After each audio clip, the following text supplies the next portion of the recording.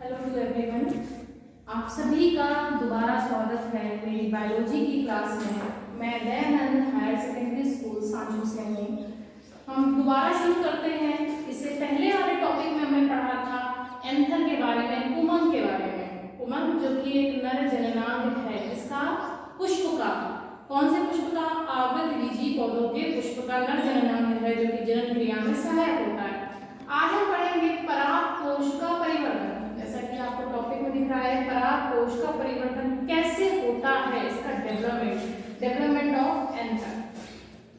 यहाँ पर मैंने 3 चित्र बनाए हुए दिखा होंगे आप सभी को, इसको ध्यान से देखेंगे। चाहे तो आप अपने नोट्स में बना सकते हो, प्रिपेयर करते चलो, टॉपिक अपना क्लियर करते चलो, क्योंकि ये 12th का टॉपिक है। ये सभी 12वीं के बच्चों के लिए प्रिपरेशन के लिए टॉपिक दिया जा रहा है।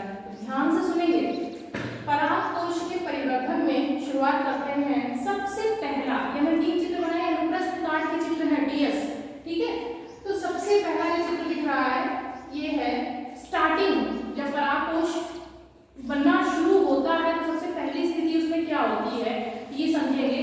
सबसे पहले क्या होता है, प्रारंभ में परागकोश एक अंडाकार या गोलाकार संरचना होती है। इसमें सिर्फ 2 प्रकार की कोशिकाएं पाई जाती हैं। बाहरी ओर आपको एपिडर्मिस दिख रही है और अंदर की ओर मेरिस्मेटिक सेल्स। एपिडर्मिस सबसे बाहर हो, अंदर मेरिस्मेटिक सेल्स जो कि बार-बार विभाजित होती हैं। विभज्योतिकी कोशिकाओं का समूह होता है ये।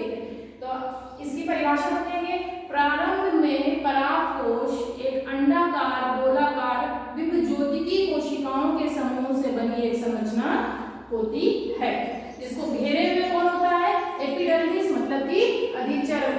ये देखिए, ये दिख रही होगी, ये एपिडर्मिस होती है, अधिचर्म होती है। अब इसमें निर्माण कैसे प्रारंभ होता है, सुनिए ध्यान से। सबसे पहले सर्वप्रथम किसी भी परागकोश में संवहन ऊतक का निर्माण होता है। हमने आपको पिछले टॉपिक में कनेक्टिव बताया था। कनेक्टिव जो बीचों बीच संरचना पाई जाती थी, योजी, और योजी किससे बने होते हैं, संवहन ऊतक से।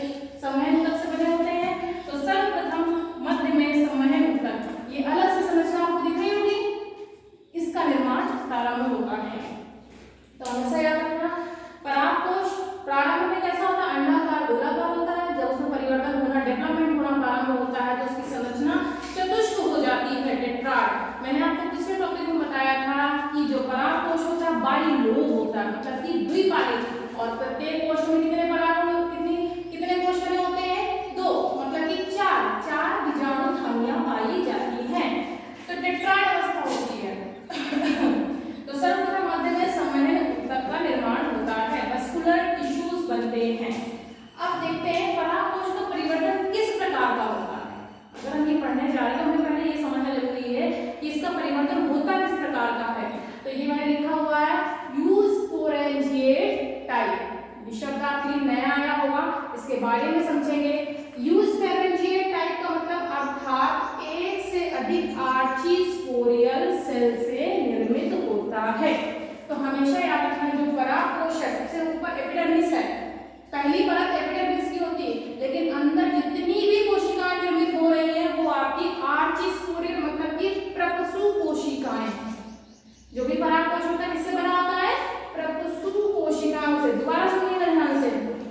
परागकोश का परिवर्तन यूस्पोरेंजिएट टाइप अर्थात एक आर्चिकोरियल सेल से कई सारी कोशिकाओं का निर्माण होना। ये मैंने लिखा, अर्थात एक से अधिक आर्चिस्पोरियल सेल से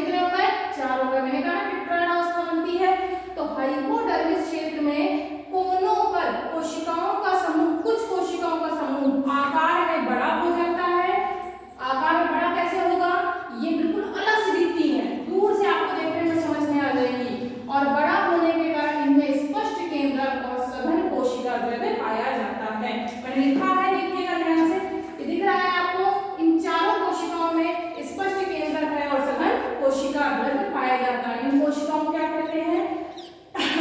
आर्चीस्पोरियल सेल, मतलब कि प्रपुष्प कोशिकाएं। तो फिर से सुनिएगा ध्यान से, जब परागकोश का परिवर्तन होना प्रारंभ होता है तो एपिडर्मिस के नीचे हाइपोडर्मल क्षेत्र में कुछ कोशिकाएं आकार में बड़ी हो जाती हैं, उनमें स्पष्ट केंद्र और सघन कोशिका द्रव्य पाया जाता है। उनको हम बोलते हैं आर्चीस्पोरियल सेल या प्रपुष्प कोशिकाएं बोलते हैं। अब यही आर्चीस्पोरियल सेल है जो कि पूरे परागकोश का निर्माण करती है, सिर्फ एपिडर्मिस को छोड़ करके, मतलब अधिचर्म को छोड़ करके पूरी कोशिका में जितनी भी बीजाणु में पूरी कोशिका होती है वो सब आपकी आर्चीस्पोरियल सेल से बनी होती है। अब ये जो आर्चीस्पोरियल सेल चारों कोनों में एक एक पाई जा रही है, इनमें होता है परिणत विभाजन। परिणत विभाजन क्या होता है? The division which occur in the parallel of cell surface, मतलब कि ऐसा डिवीजन, मान लीजिए कोशिका है आपकी, इस कोशिका में जब पैरेलल में ही कोई एक और डिवीजन हो रहा है, इस प्रकार से डिवीजन हो रहा है जो उसके समानांतर चलता हो, ऐसा डिवीजन जो कोशिका की सरफेस के समानांतर चले उसको बोलते हैं परिणत। विभाजन दो प्रकार के होते हैं, एक परिणत और एक अपनत। तो परिणत में होता है डिवीजन आपका पैरेलल होता है, एंड अपनतिक में परपेंडिकुलर, मतलब कि लंबवत होता है। ऐसा division which occur perpendicular to the cell surface. तो परिणत विभाजन से अब देखिएगा ध्यान से, यहाँ पर एक भी आपकी आर्चीस्पोरियल सेल नहीं थी, बट यहाँ धीरे धीरे 4 आर्चीस्पोरियल सेल बन गई और साथ में समन्वय ऊतक का निर्माण हो गया। उसके बाद ये चारों आर्चीस्पोरियल सेल अपने अपने क्षेत्र से, अपने अपने कोनों से परिणत विभाजन द्वारा 2 कोशिकाओं का निर्माण करेंगी। वो 2 कोशिकाएं कौन सी होंगी? नंबर 1 पे होगी बाहरी प्राथमिक कोशिका और नंबर 2 पे भीतरी प्राथमिक बीजाणुजन कोशिका। अब बाहरी और भीतरी कैसे डिफरेंस करेंगे? ऐसी कोशिका जो कि एपिडर्मिस के पास हो, एपिडर्मिस के नजदीक हो, उस तरफ हो, ऊपर की ओर हो, उनको बोलेंगे बाहरी प्राथमिक कोशिका, और जो अंदर की ओर हो वो बोलेंगे भीतरी बीजाणुजन कोशिका। तो ये 2 कोशिकाएं निर्मित हो रही है, पहली है प्राथमिक द्वितीय कोशिका और दूसरी है प्राथमिक बीजाणुजन कोशिका। इनको हम PPC primary parental cell, PPC primary sporogenous cell, PSC भी कह सकते हैं। मैंने शॉर्ट फॉर्म लिख दिया है, तो याद रखिएगा। फिर से मैं बोलती हूँ आपसे, परिणत विभाजन द्वारा प्रत्येक आर्चीस्पोरियल सेल, प्रत्येक प्रपुष्प कोशिका 2 कोशिकाओं का निर्माण करती, एक बाहर की ओर मतलब एपिडर्मिस की ओर, उसको बोलते हैं द्वितीय कोशिका, और नीचे की ओर उसको बोलते हैं बीजाणुजन कोशिका। तो अब आपके पास 2 कोशिकाएं बन गई हैं। अब इन्हीं कोशिकाओं से संपूर्ण परागकोश का निर्माण हो जाएगा। अब देखेंगे ये कोशिकाएं अधिचर्म को छोड़कर, मतलब सबसे ऊपर एपिडर्मिस तो निर्माण सबसे पहले हो गया था, तो हमको उससे कोई लेना देना नहीं है। अब जो बाकी निर्माण हो रहा है वो आपका इन्हीं कोशिकाओं से होगा। कौन कौन सी? द्वितीय कोशिका से और बीजाणुजन कोशिका से। ये दोनों कोशिकाएं बनी किससे? आर्चीस्पोरियल से, मतलब प्रपुष्प कोशिकाओं से। तो हमारी परिभाषा पुनः वही वापस आ रही है कि स्पोरेंजिएट टाइप अर्थात एक से अधिक आर्चीस्पोरियल सेल से निर्मित, मतलब परागकोश में जितना भी परिवर्तन हो रहा है वो सभी आर्चीस्पोरियल सेल से हो रहा है। अब जो भित्तीय कोशिका, नाम से पढ़ समझ में आ रहा होगा, भित्ति का निर्माण, ऐसी कोशिका जो भित्ति का निर्माण होती है। तो जो भी परागकोश होता है, तो परागकोश के सबसे अंदर जो परागकण और परागकण के चारों ओर 3 तरह की भित्ति पाई जाती है। वैसे 4 तरह की भित्ति होती है, एपिडर्मिस, एंडोथेशियम, मिडिल लेयर और टैपेटम। फिर से नाम सुनेंगे, एपिडर्मिस, एंडोथेशियम, मिडिल लेयर और टैपेटम। लेकिन यहाँ पर एपिडर्मिस का तो पहले से निर्माण हो रहा है, तो भित्ति हमारी कौन कौन सी बची? एंडोथेशियम, मिडिल लेयर और टैपेटम। तो जो प्राथमिक भित्तीय कोशिका है वो क्या बनाएगी? भित्तीय परतें बनाएंगी। कौन कौन सी परतें बची हमारे पास? सिर्फ 3 परतें बची, एंडोथेशियम, मिडिल लेयर और टैपेटम बनाती हैं। एपिडर्मिस से जस्ट नीचे एंडोथेशियम होती है, मतलब कि नंबर 2 हम इसको कर सकते हैं। नंबर 3 पे अगर बाहर से अंदर की ओर देखें, नंबर 3 पे मिडिल लेयर और नंबर 4 पे टैपेटम होती है।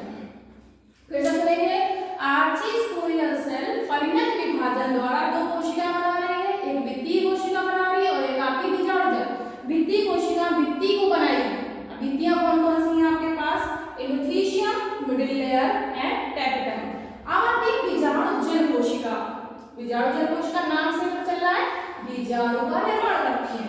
तो प्राथमिक बीजाणुजन कोशिका में समसूत्री विभाजन, अर्धसूत्री समसूत्री दो होते हैं। समसूत्री विभाजन जिसमें गुणसूत्रों की संख्या उसकी मातृ कोशिका से पुत्री कोशिका में समान रहती है, उनको हम क्या बोलते हैं समसूत्री विभाजन। तो यहाँ पर समसूत्री विभाजन समसूत्री विभाजन द्वारा क्या बनेंगे बीजाणुजन ऊतक बनेंगे, ऐसे ऊतक जो बीजाणुओं का निर्माण करने में सहायक है। ये सभी जानते हैं ऊतक किनसे बनते हैं, कोशिकाओं से।